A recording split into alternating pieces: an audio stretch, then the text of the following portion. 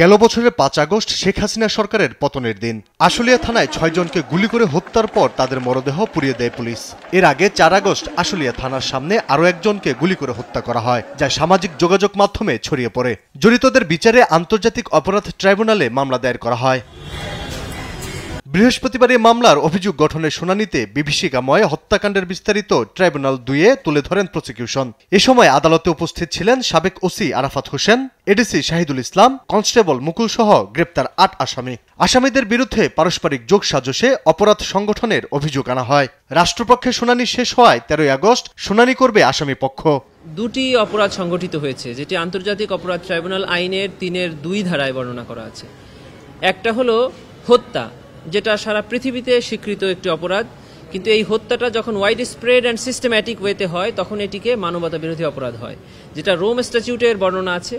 এটা আমরা বলেছি যে ৬ জনকে এবং ৪ তারিখে একজনকে, এই ৭ জনকে হত্যা করা হয়েছে, দ্যাট ইজ একটা অফেন্স। আরেকটি অফেন্সের বর্ণনা আমরা দিয়েছি, সেটা হলো হত্যার পরে অথবা জীবিত অবস্থায় এই ৬ জনকে যে পুড়িয়ে তাদের শরীর বিকৃত করে দেওয়া হয়েছে, এটাকে আমরা বলেছি যে এটা হলো আদার ইনহিউম্যান অ্যাক্ট। এদিকে রামপুরায় কার্নিশে ঝুলে থাকা এক যুবককে গুলি ও ২ জনকে হত্যা মামলায় ডিএমপি কমিশনার হাবিবুর রহমান সহ ৫ জনকে অভিযুক্ত করে ট্রাইব্যুনালে আনুষ্ঠানিক অভিযোগপত্র দাখিল করেছে প্রসিকিউশন। ইনভেস্টিগেশন এজেন্সি ইনভেস্টিগেশন করে প্রসিকিউশনের কাছে ইনভেস্টিগেশন রিপোর্ট দেয়। On the basis of that investigation report prosecution formal charge দাখিল করে।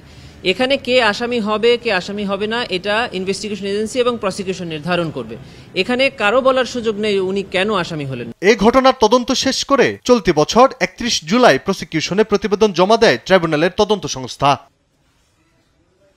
আলী আকাশ, দেশ টিভি, ঢাকা।